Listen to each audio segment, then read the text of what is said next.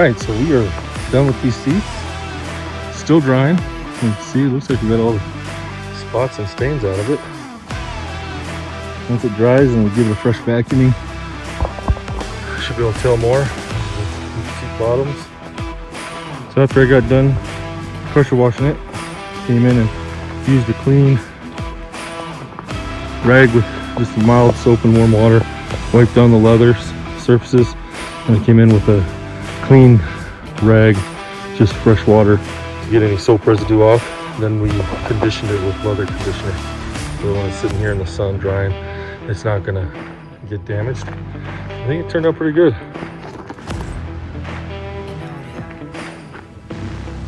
So next, while that's drying, Kai's been over here vacuuming up the heavy stuff.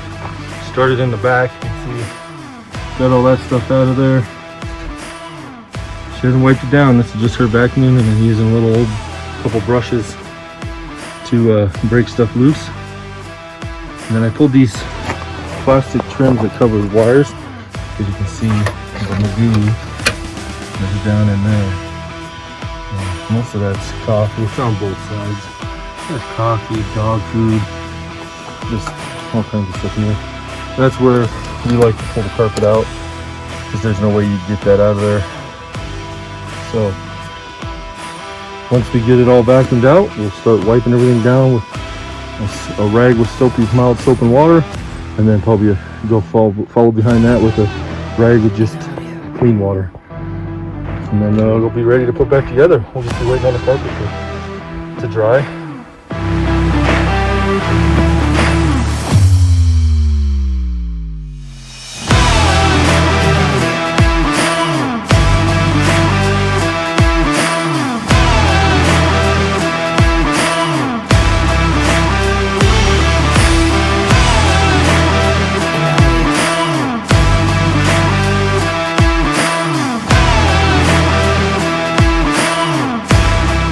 Alright, so we pulled the in-cabin air filter out. Curious as well. And it is disgusting. You can see animal hair in there. Then you open it up and it's just packed in there. I don't know if it's ever been changed. It's been a while anyway, so we got a new one on order. Of course, I don't need to. Oh yeah, look. Land Rover. Good chance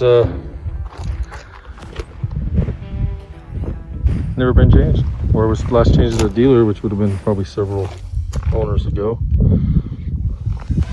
All right, we got the carpet back in, all three sections including tailgate. Got the little wire covers along the side. It looks a lot better.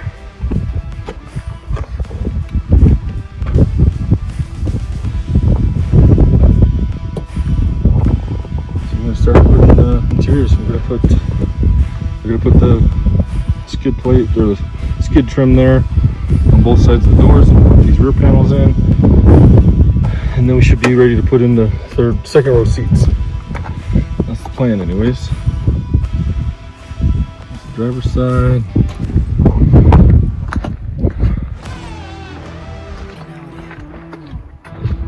There's our passenger side. Actually came out nice. We'll do a vacuum once we get in everything installed, just to fluff up the carpet. And it's cleaned up in the center. Car park console. It's drying right now. So the order we're going to do, like I said, 2 rear panels, trim pieces that go here, 3rd row seats, then we got to put in the center dash, put that together, then the console, and then we can put in 2nd row and probably last the front row seats.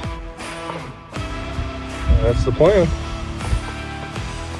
We got the top of the center console in. Straightforward. I put it in neutral to just make it easier to get it around the shifter. The shifter knob, you just take 2 hands, push the button, and pull straight up. and a good tug will take it off. There's 2 screws, one there, Phillips screws. Untake those, remove those, and it'll slide right up on you. You got 2 electrical connections, plus the parking brake. We left the parking brake out because we believe that's where our parking brake fault is. We've actuated the parking brake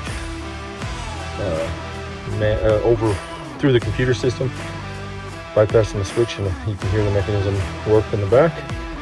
So it was pretty gummed up and seized, so I think he spilled a bunch of liquids on it and damaged the switch. So we will see if we can fix it. If not, we'll order a new one. I think the cheapest one I found was like $89 for that parking brake switch. There's a cup holder that snaps down inside. That is getting cleaned, so we'll wait to put that on. So next, I think we're ready. Still waiting on the kick panels. Finish cleaning those. We'll get the front stuff on, but I think I can put the second row seats in. So we're moving right along.